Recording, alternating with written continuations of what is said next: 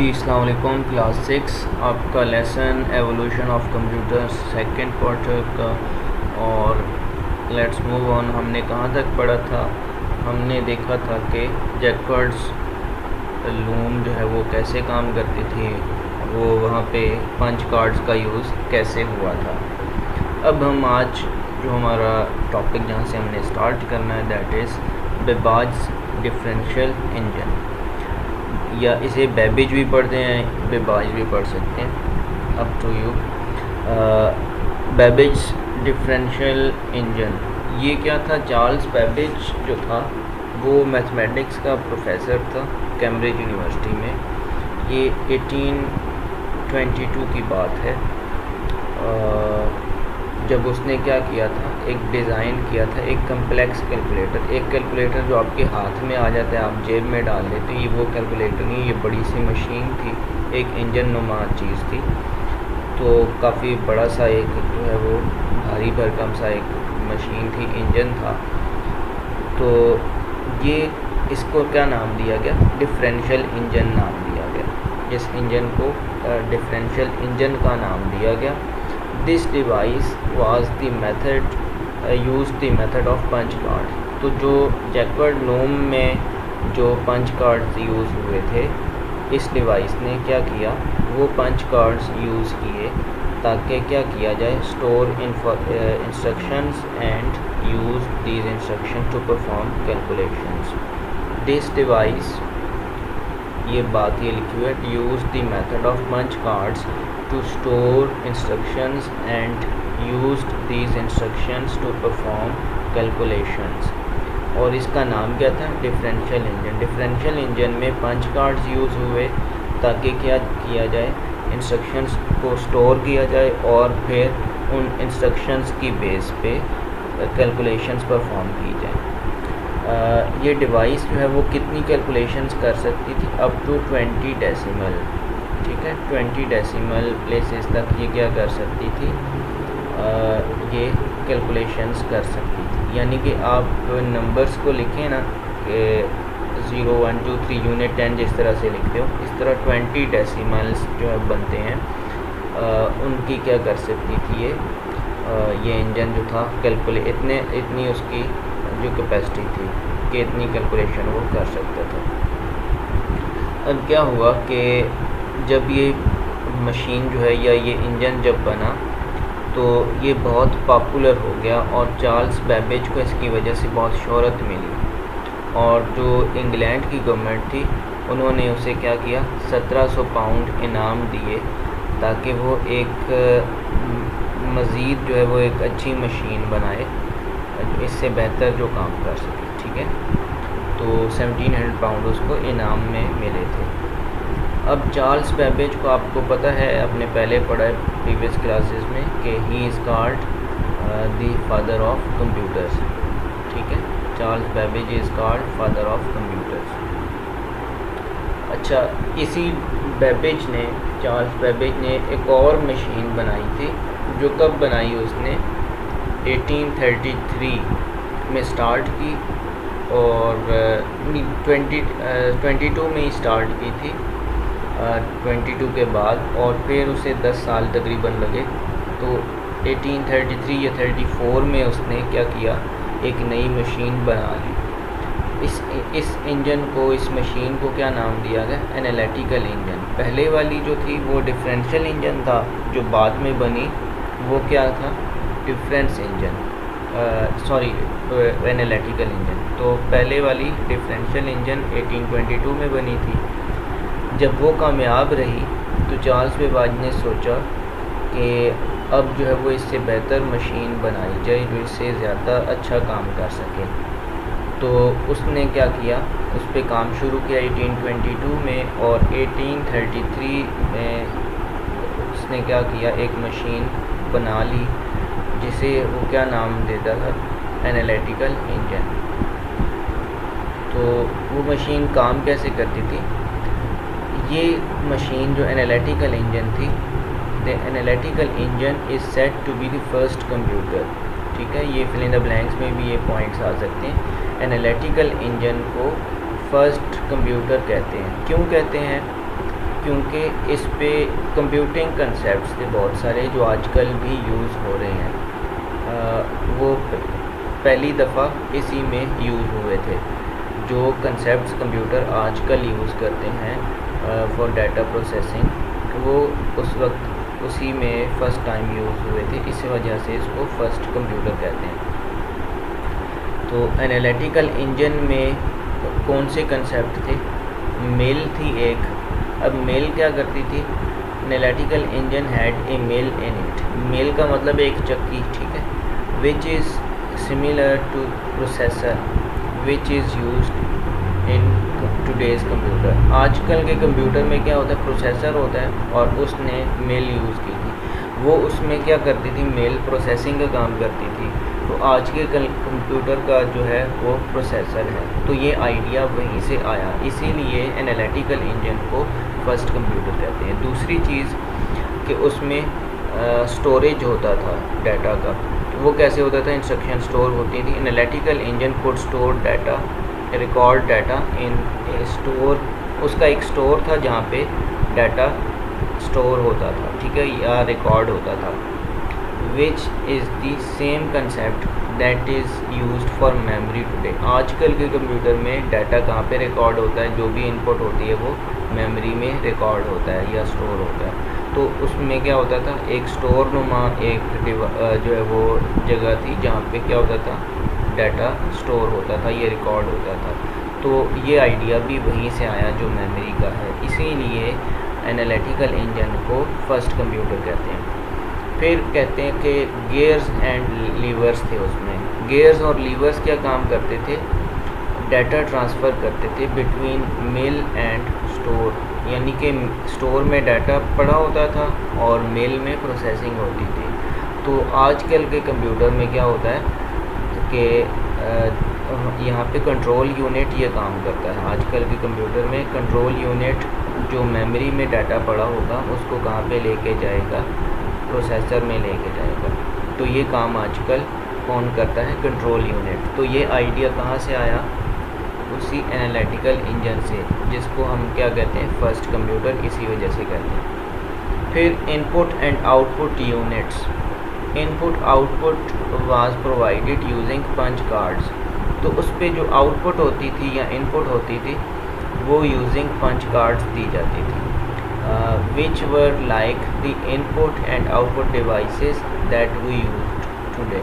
तो आजकल जो कंप्यूटर हैं वो क्या यूज़ करते हैं? इनपुट डिवाइसेस जैसे माउस, कीबोर्ड, और आउटपुट डिवाइसेस जैसे मॉनिटर और प्रिंटर वगैरह। तो ये आइडिया भी कहाँ से आया? उसी एनालिटिकल इंजन से, जिसको हम फर्स्ट कंप्यूटर कहते हैं, इसी वजह से कहते हैं। तो लेकिन ये मशीन ज़्यादा काम इस वजह से नहीं कर सकी एनालिटिकल इंजन, क्योंकि फैसिलिटीज़ जो हैं वो उस वक्त नहीं थी। उसको जितना अच्छा वो काम कर सकता परफेक्शन लेवल पे वो नहीं लेके आ सका, इसी वजह से, क्योंकि उसके पास मज़ीद कुछ पैसे नहीं थे, मसले थे, उसको उसके फैसिलिटीज़ नहीं थी कि वो और किस तरह से उस पर काम करता। तो लेकिन जो मशीन उसने बनाई थी एनालिटिकल इंजन, उसने एक बुनियाद रखी किस चीज़ की, कि आजकल का जो कंप्यूटर है वो किस तरह का होगा। तो ये वहीं से आइडियाज़ जो वो लिए गए, या इसीलिए analytical engine is called first computer. अच्छा, ये जो प्रोग्रामिंग थी उस पे पहले की जाती थी, एनालिटिकल इंजन पे पहले प्रोग्रामिंग की जाती थी, यानी कि जो प्रॉब्लम है या जो कैलकुलेशन होगी वो कैसे होगी वो इस पे पहले की जाती थी और बाद में वो काम करता था। और तो फर्स्ट प्रोग्रामिंग जो उस पर की थी वो किसने की थी? लेडी एडा लवलेस। ये नाम था एक आदमी का, लेडी एडा loveless, who is said to be the first computer programmer in the world। तो पहला जो कंप्यूटर प्रोग्रामर है वो कौन था? लेडी एडा लवलेस। ये आपकी इंफॉर्मेशन के लिए है। अब आगे टैबुलेटिंग मशीन, हॉलरिच टैबुलेटिंग मशीन, ये किस तरह की डिवाइस थी और कैसे काम करती थी, इसके बारे में देखते हैं। तो एनालिटिकल इंजन के बाद जो ज़माना आता है वो टेबुलेटिंग मशीन का आता है। ये एक हॉलरेथ लिखा हुआ है, तो हॉलरेथ इसीलिए कहते हैं कि एक डॉक्टर था, डॉक्टर हरमन हॉलरेथ। ये 1880s की बात है, यानी कि 1880s या इसके बाद की बात है कि एक डॉक्टर जिसका नाम क्या था, हरमन हॉलरेथ, उसने क्या किया, एक मशीन बनाई जो इजाद की। वो क्या काम करती थी, पंच कार्ड यूज़ करती थी डाटा स्टोर करने के लिए, और फिर क्या करते थे कि उस पर डिफरेंट कैलकुलेशंस परफॉर्म करते थे। तो ये क्या किया, this method proved to be very useful and successful and was used by people for many years. तो उसने ये जो मशीन बनाई थी कि पंच कार्ड्स यूज़ करके टेबुलेटिंग मशीन पे डाटा स्टोर किया जाता था। तो ये लोगों को जो ये आइडिया था, लोगों ने बहुत यूज़ किया, ये काफ़ी इदारों में यूज़ होता रहा, ये जो डिवाइस उसने इन्वेंट की थी। तो the most important achievement of tabulating machine and Mr Herman Hollerith was that the census of USA was done in lesser time and higher accuracy। तो जो मरदमशुमारी होती है वो पहली दफ़ा जब USA में हुई थी, तो वो जो है वो उसकी प्रैक्टिस जो है वो और तरह की थी, उसमें कैलकुलेशन जो है वो डिफ़िकल्टी आ रही थी। तो उन्होंने फ़र्स्ट टाइम जो यूज़ किया जब इस मशीन का, जिसे आप हॉलरेथ टेबुलेटिंग मशीन कहते हैं, तो इसकी वजह से क्या हुआ कि उनकी जो कैलकुलेशन थी सेंसेस की, वो कम वक्त में हुई और हायर एक्यूरेसी के साथ, यानी कि उसमें गलती की जो गुंजाइश थी वो नहीं थी। तो उसमें ठीक डाटा जो है वो कैलकुलेट हुआ। तो इस अचीवमेंट के बाद क्या हुआ कि हरमन हॉलरेथ एक जो मशहूर शख्सियत मान गया, renowned person, and he started his own company, और उसने एक अपनी कंपनी बनाई। वो कंपनी, उसको क्या नाम दिया गया, the computing tabulating record company. The computing tabulating record company उस कंपनी का नाम था। ये कंपनी बाद में क्या बनी, इंटरनेशनल बिजनेस मशीन के नाम से रजिस्टर हुई, जिसे आप IBM कहते हैं शॉर्ट फॉर्म में, जिसके आजकल भी आपको कंप्यूटर जो है वो मार्केट में मिलते हैं। तो ये लार्जेस्ट मैन्युफैक्चरर है आजकल के जो कंप्यूटर्स बन रहे हैं। तो ये IBM जो स्टार्ट था वो किसने, हरमन हॉलरेथ ने बुनियाद रखी थी इस कंपनी की, वो इसका बानी था। The computing tabulating recording company इस कंपनी का नाम था, जो बाद में इंटरनेशनल बिजनेस मशीन के नाम से चेंज हो गया। तो अब आते हैं इलेक्ट्रॉनिक कंप्यूटर्स के बाद। जब ये डिवाइसेस यहाँ तक पहुँची तो इसके बाद जो दौर आता है उसमें इलेक्ट्रॉनिक कंप्यूटर्स आ गए, जिनमें सबसे पहला जिसे जो IBM ने बनाया था वो क्या था, मार्क 1। तो मार्क 1 क्या था, अबाउट 100 years ago, 100 साल पहले की बात है, बल्कि 100 साल उसके बाद की आप जो बात जो है हमारे से तकरीबन ये 200 साल पहले की बात है, ठीक है।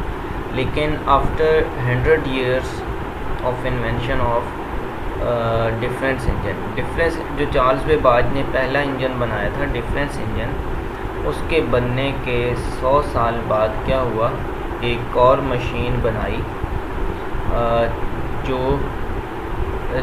किस पे बेस करती थी, जो आइडियाज़ चार्ल्स बेबाज ने दिए थे उनकी बुनियाद पे एक मशीन बनाई गई। तो ये मशीन किसने ईजाद की थी, ये प्रोफेसर हॉवर्ड एकिन ने बनाई थी, और उनके साथ एक टीम थी इंजीनियर्स की IBM कंपनी से। This machine was invented by professor Howard Eakin and A team of engineers from IBM company, ठीक है। तो प्रोफेसर हॉवर्ड एकिन ने और जो इंजीनियर की टीम थी IBM कंपनी से, उन्होंने ये मशीन बनाई थी। This machine worked on electricity, ये बिजली पे काम करती थी, बिजली की मदद से काम करती थी। And didn't require any manual efforts. पहले जो इंजन वगैरह थे उनमें पंच कार्ड्स लगाने के लिए आपको फिज़िकली जो है वो लोग साथ में काम कर रहे होते थे, वो मैकेनिकल वर्क था, उस पर फ्यूल पड़ता था या जैसे भी वो काम करते थे, स्टीम इंजन थे। तो ये वाले जो है इलेक्ट्रिक था, इलेक्ट्रिसिटी पे काम कर रहा था। तो इसके जो कैलकुलेशंस वगैरह होती थी, इस पे मैनुअली इतने लोग नहीं चाहिए होते थे फिर इस पे काम करने के लिए। ये जो मशीन बनाई थी, जो किसने बनाई थी, प्रोफेसर हॉवर्ड एकेन ने, और एक टीम थी इंजीनियर्स की IBM कंपनी से जिसके साथ मिल के बनाई थी। तो ये जो मार्क 1 मशीन थी, ये क्या करती थी, एडिशन कर सकती थी, सब्ट्रैक्शन कर सकती थी और मल्टीप्लिकेशन कर सकती थी। ठीक है, सब्ट्रैक्शन, मल्टीप्लिकेशन एंड एडिशन। इसकी स्पीड जो है कि वो क्या कर सकते हैं, the speed of this machine can be imagined by the fact that it could multiply 2 10-digit numbers in 5 seconds। उस वक़्त ये स्पीड बहुत ज़्यादा थी। आजकल तो नैनो सेकेंड्स में काम हो रहा है, यानी कि बिलियंस ऑफ सेकेंड्स में आजकल के कंप्यूटर की स्पीड है, बट उस वक़्त ये स्पीड बहुत ज़्यादा थी कि 10 डिजिट नंबर्स जो होते हैं उनको 5 सेकेंड में मल्टीप्लाई करना। दी अदर रिमार्केबल, उस वक़्त ये बहुत बड़ी अचीवमेंट थी। और दूसरा फ़ीचर इसमें क्या था कि ये मशीन क्या करती थी कि इस पे इंस्ट्रक्शंस पहले से गिवन होती थी, प्री प्रोग्राम्ड होती थी इंस्ट्रक्शंस, और इसको फर्स्ट टाइम जो है ये मशीन जो है वो जनरल पर्पस के लिए अवेलेबल थी। ठीक है, इससे पहले जो मशीन्स थी वो मुख्तलिफ इंस्टीट्यूशंस में यूज़ होती थी, डिफरेंट डिपार्टमेंट्स में, बट ये जो क्या थी, कमर्शियली अवेलेबल थी और इसको यूज़ कर सकते थे आम लोग भी। The name given to Mark 1, ये मशीन जो है इसको क्या नाम दिया गया था, machine name given to this machine was Mark 1 and it was also known as automatic sequence controlled computer, ASCC, automatic sequence controlled computer. ये तो इसका फुल नाम जो है वो फुल इसका नेम था, और जो इसका शॉर्ट नेम था वो मार्क 1 था। तो ये IBM कंपनी की फ़र्स्ट डिवाइस कहलाती है, या फर्स्ट जो मशीन कहलाती है। इसके बाद जो मशीन जिसका ज़िक्र आता है that is ENIAC, ENIAC stands for Electronic Numerical Integrator and Calculator। ये आप पढ़ते हैं प्रीवियस क्लासेस में, electronic numerical integrator and calculator. ये डिवाइस जो है ये फर्स्ट जो है क्या कहलाती है, फर्स्ट कंप्यूटर। तो इन 1946 two men from America with the names John Maclay and John Presper Eckert। John Eckert और जॉन मैकले ने क्या किया, उन्होंने डिज़ाइन को इम्प्रूव किया, जो मार्क 1 था उसी के डिज़ाइन को यूज़ किया और एक और मशीन बनाई जिसे ENIAC का नाम दिया गया। ठीक है, उसमें मज़ीद बेहतरी लाई मार्क 1 में, और एक नई डिवाइस बनाई जिसे क्या नाम दिया गया, ENIAC नाम दिया गया। और ये काम किन्होंने किया था, 2 लोग थे अमेरिका से, 1946 की बात है, जॉन मैकले और John Eckert. This computer could perform addition, subtraction, multiplication and division. ये डिवीजन भी कर सकता था। मार्क 1 जो था वो एडिशन, सब्ट्रैक्शन और मल्टीप्लिकेशन करता था, जबकि ENIAC could perform addition, subtraction, multiplication and division. फिर बात आती है कि ये मशीन जो है वो इतनी फास्ट थी, उसकी वर्किंग बनिस्बत किसके, मार्क 1 के या इससे पहले जितनी भी डिवाइसेस बनी थी, ये 1 सेकेंड में क्या करती थी, 5000 एडिशंस कर सकती थी 1 सेकेंड में। और 357 मल्टीप्लिकेशंस एंड 38 डिवीजन्स। ये क्या करती थी कि 5000 एडिशंस इन 1 सेकेंड, 357 मल्टीप्लिकेशंस इन 1 सेकेंड और 38 डिवीजन्स इन 1 सेकेंड कर सकती थी। तो ये सबसे फास्ट ये मशीन थी उस वक़्त, क्योंकि इससे प्रीवियस जो मशीन्स थी वो इससे इतना जो है वो उनकी स्पीड नहीं थी। तो ये ज़्यादा कंपनीज़ के जो है या लोगों ने यूज़ नहीं किया इस मशीन को, क्योंकि इसको बहुत बड़ा एक हालनुमा कमरा चाहिए होता था। इसके बारे में आप इंटरनेट पे भी सर्च करें तो बहुत जो है बड़ा हालनुमा एक कमरा था, जहाँ पे ये आजकल म्यूज़ियम में पड़ा हुआ है ये कंप्यूटर।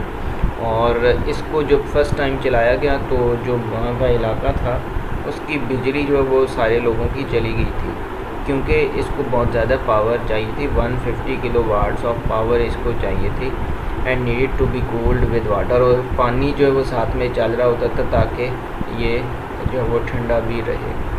तो ये ENIAC जो है वो इतना बड़ा कंप्यूटर था, फर्स्ट कंप्यूटर, बट ये बहुत बड़ा हालनुमा कमरे में पड़ा होता था और ये कंपनीज़ जो है या लोगों ने इसको यूज़ नहीं किया। तो इसके बाद बात आती है EDZIC की। तो EDZIC ENIAC के बाद की डिवाइस है। अब ENIAC में थोड़ा सा चेंज करने के बाद ये EDZIC डिवाइस जो बनी। तो कुछ सालों बाद जब ENIAC बन गया तो एक और डिवाइस इन्वेंट हुई जिसको क्या नाम दिया गया, EDZIC। EDZIC को क्या नाम क्या इसका फुल फॉर्म क्या है? The full form of EDZIC is electronic delay storage automatic computer. Electronic delay storage automatic computer. तो electronic delay storage automatic computer या EDZIC ये ऐसा कंप्यूटर था जो डिज़ाइन किसने किया था? जॉन वॉन न्यूमैन ने डिज़ाइन किया था। और ये न सिर्फ कैलकुलेशंस कर सकता था बल्कि डाटा स्टोर भी कर सकता था, बल्कि इसके साथ साथ एक और काम करता था, यानी कि प्रोग्राम्स भी इस पे रन होते थे। इस पे क्या था कि आप प्रोग्राम जो है वो पहले से स्टोर्ड होते थे और डाटा इस पे स्टोर कर सकते थे और कैलकुलेशंस परफॉर्म कर सकते थे। ये साइज़ में कम था और स्पीड भी इसकी ENIAC से ज़्यादा थी। तो ये EDZIC के बारे में है। ये कैलकुलेशंस भी परफॉर्म करता था, डाटा भी स्टोर करता था और इस पे प्रोग्राम्स जो है वो स्टोर होते थे पहले से, जिस तरह विंडोज़ ऑपरेटिंग सिस्टम जो है वो आपके स्टोर होता है तब काम करता है। तो इसी तरह ये वहाँ से आइडिया लिया गया। EDZIC जो है वो साइज़ में कम था और स्पीड में ज़्यादा था ENIAC से। तो ये एडवांसमेंट हुई। बाद में इसको यूज़ किया गया लोगों ने अपने पर्पज़ के लिए, ऑफिसेज़ में उस वक्त, यूनिवर्सिटीज़ में और जो डिफरेंट स्टेट्स वगैरह डिपार्टमेंट थे और कुछ कंपनीज़ ने भी इसको यूज़ किया। इसके बाद आती है बात जनरेशन्स की। कंप्यूटर्स को 5 जनरेशन्स अभी तक जो है वो काम कर रही हैं और इनका डिफरेंट उसमें फ़ीचर्स की बेस पे आप इनको क्या करते हैं, डिवाइड करते हैं जनरेशन्स में। और इनका जो ड्यूरेशन है वो आपको हर एक का अलग अलग मिलेगा कि 1942 से 55 तक जो बने वो फर्स्ट जनरेशन कहलाते हैं। उनकी एग्जांपल्स में डिफरेंट कंप्यूटर्स आ गए जिनका ऊपर ज़िक्र भी है। फिर सेकंड जनरेशन कंप्यूटर्स आ जाते हैं जो 1956 से 64 तक हैं। फिर इसके बाद थर्ड जनरेशन है वो 1965 से 75 तक और फिर 76 से लेके आपको जो बाद तक जो 90s तक मिलते हैं वो कौन से हैं, फोर्थ जनरेशन। और आजकल जो आपको नज़र आ रहे हैं तो वो फिफ्थ जनरेशन कंप्यूटर्स हैं जो आजकल यूज़ में हैं। ठीक है, तो ये फ़र्क है इनके बारे में। जनरेशन्स के बारे में हम इंशाल्लाह इस वीक में जो नेक्स्ट हमारी क्लास होगी उसमें हम जनरेशन्स को देखेंगे, स्टडी करेंगे।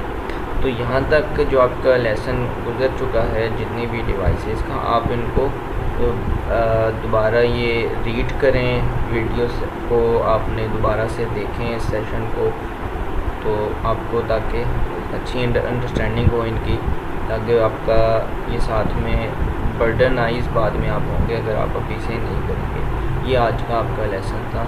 नेक्स्ट टाइम इंशाल्लाह फर्स्ट जनरेशन कंप्यूटर से स्टार्ट करेंगे। अस्सलाम वालेकुम।